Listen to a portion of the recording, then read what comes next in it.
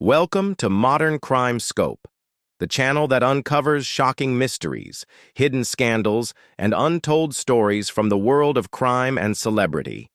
With gripping narratives and deep investigations, we bring you the truth behind the headlines. Priscilla Presley stands accused. Lisa Marie Presley lies at the heart of the tragedy, and together their names ignite a scandalous story of betrayal, inheritance, and a bombshell lawsuit that threatens to shatter the Presley legacy forever. The Presley family name carried an aura of timeless fame, but behind the golden image was a legacy marked by tension, loss, and complicated relationships. The public had always seen Priscilla Presley as the dignified guardian of Elvis's memory. But her story with her daughter Lisa Marie was far from simple. When news surfaced that Lisa Marie had been taken off life support, the world was shocked. For fans, it was a heartbreaking end to a life already filled with struggles. But for those who knew the family's history, it was just the beginning of a darker mystery. Soon after, whispers emerged that Lisa Marie's passing was not as straightforward as it seemed. A lawsuit filed in the aftermath of her death claimed that Priscilla herself had orchestrated the decision to remove her daughter from life support. What could drive a mother to such a decision? The question alone was enough to ignite a storm of speculation. For decades, Lisa Marie had lived in the shadow of her father's fame. She inherited not only his fortune, but also the enormous pressure of preserving his legacy. Despite moments of success in her own career, her life was marked by personal battles, broken marriages, financial troubles, and the constant weight of public scrutiny. Priscilla, meanwhile, stood as a figure of stability in the public eye, carefully protecting the Presley image. Yet behind the scenes, the relationship between mother and daughter was strained. They clashed over money, over business decisions, and over who truly had the right to control the Presley empire. Their disagreements were rarely made public, but those closest to them knew how deep the rift had become. The day Lisa Marie collapsed was one of shock and despair. She was rushed to the hospital, unresponsive, her body kept alive by machines. Family members rushed to her side, torn between hope and fear. In the days that followed, the question of whether she would recover hung heavily in the air. Medical staff prepared for the worst, but nothing could have prepared the world for what would come next.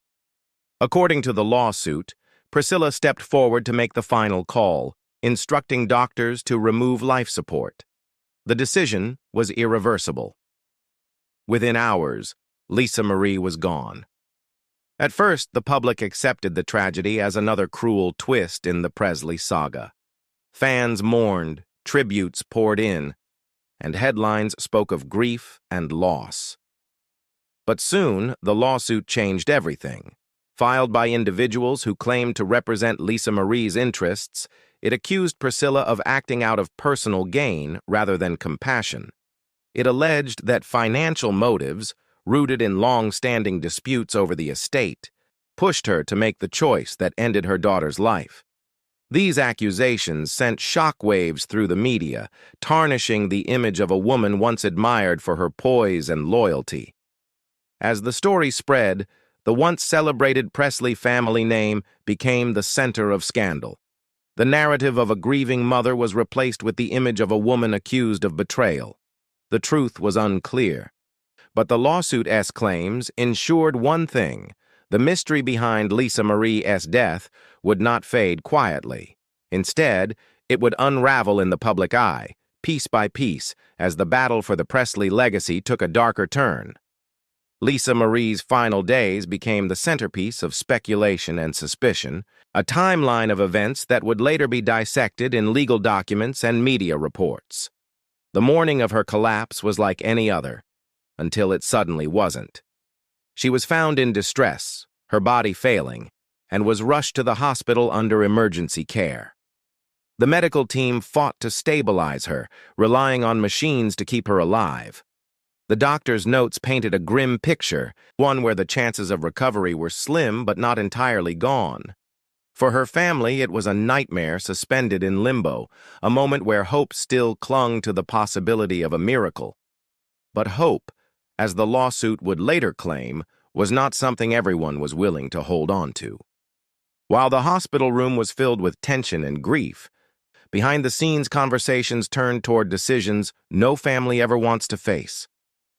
Life support was keeping Lisa Marie alive, but doctors could not predict with certainty whether she would regain consciousness. In those critical hours, her mother's presence loomed over every choice. Witnesses claimed Priscilla appeared calm, perhaps too calm for a mother facing the possible loss of her only daughter. Within a short period of time, she authorized the removal of life support, a move that stunned even some of the medical staff who believed more time could have been given. The machines were shut down, and Lisa Marie's heartbeat faded into silence. News of her passing was released almost immediately, and the world mourned the loss of the daughter of Elvis Presley. Tributes from fans, celebrities, and friends poured across social media, painting her as a figure both fragile and resilient, someone who carried the heavy burden of fame until the very end. Yet beneath the flood of condolences, murmurs began to grow. Some who had been close to Lisa Marie questioned how quickly the decision had been made and why there hadn't been more time to evaluate her condition. These suspicions found their way into the hands of lawyers who began digging deeper into medical records and financial documents. The lawsuit that followed accused Priscilla of acting not out of love, but out of interest. It claimed that financial motives had outweighed a mother's instinct to fight for her child. Lisa Marie had been struggling financially, and her control over key portions of the Presley estate had become a sensitive issue. Court documents revealed that in recent years, she had made changes to her trust and will, revisions that reduced Priscilla's influence over Elvis's legacy. For those filing the suit, the timing was too coincidental to ignore. A daughter who had cut her mother out of key financial decisions suddenly incapacitated, followed by a swift choice to end life support. It was a narrative that seemed to suggest a darker intent. Public opinion quickly split into two camps. To some, Priscilla was a grieving mother unfairly attacked in her most vulnerable moment. To others, the lawsuit painted her as someone capable of cold calculation, choosing legacy and fortune over family. The truth was buried somewhere between medical reports, financial records, and human emotion, but the questions remained. Why was the decision made so swiftly? Could Lisa Marie have recovered with more time? And most haunting of all, did the key to understanding her death lie not in medicine, but in money?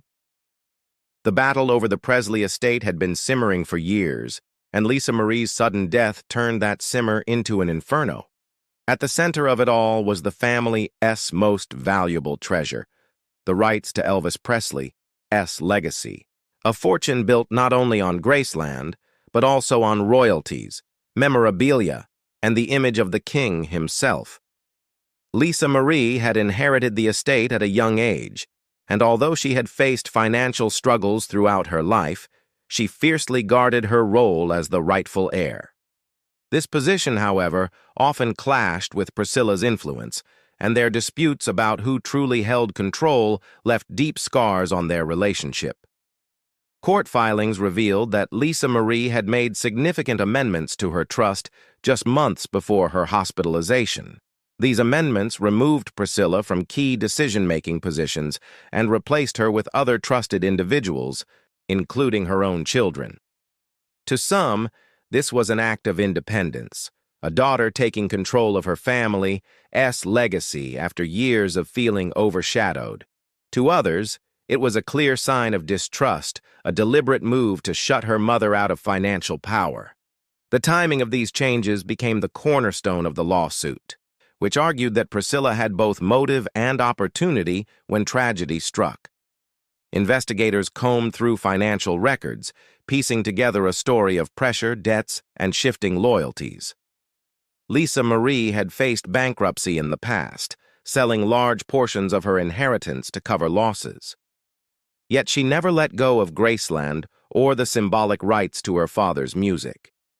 These holdings were worth millions and carried immeasurable sentimental value. For Priscilla, being excluded from controlling them represented not just a financial setback, but also a blow to her authority. Critics of Priscilla began to argue that reclaiming her position could have been a powerful incentive. The will itself became a point of contention.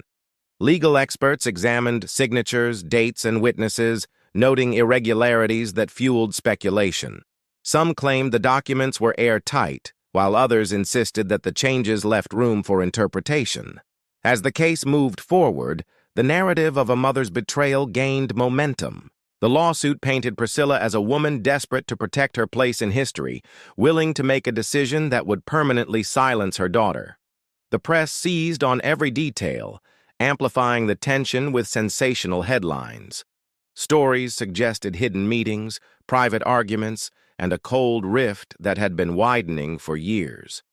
Friends of Lisa Marie came forward to speak of her desire to protect her children's inheritance, ensuring that the Presley name would remain under their control and not drift back into her mother's hands. To them, the lawsuit was not shocking, but inevitable. A continuation of the conflict that had defined the Presley household for decades. When the lawsuit became public, it shook the Presley name to its core. What had once been a story of grief and mourning turned overnight into a spectacle of scandal and suspicion. The documents filed in court accused Priscilla Presley of making the ultimate decision not as a mother, but as a strategist, determined to protect her stake in the Presley empire. The allegations sent shockwaves through the media, igniting debates on television panels, across tabloids, and throughout social media platforms. Suddenly, the Presley legacy was no longer a tale of music and nostalgia. It was a crime story unfolding in real time. The lawsuit detailed a chilling sequence of events. It claimed that medical staff had not exhausted every option, and that Lisa Marie's chances, while slim, were not non-existent. Testimonies suggested that more time could have been given, and some nurses reportedly expressed surprise at how swiftly the decision to remove life support had been carried out. Adding to the drama, financial documents were introduced, showing how Priscilla might benefit from Lisa Marie Accuses passing if certain clauses in the estate shifted back into her hands. These details painted a picture of motive, opportunity, and action that seemed almost too calculated to ignore. The public was divided. On one side stood loyal fans who defended Priscilla fiercely, insisting that no mother would ever orchestrate something so cruel. On the other side were those who saw the lawsuit as evidence of a darker truth hidden beneath decades of glamour and carefully crafted image. News outlets replayed old interviews, searching for cracks in the facade, looking for signs of resentment or ambition in her words and demeanor. Every past disagreement between mother and daughter was resurrected and magnified, fueling the storm of suspicion. As the case unfolded, Priscilla herself became both defendant and symbol. In courtrooms, lawyers battled fiercely over medical timelines and financial documents.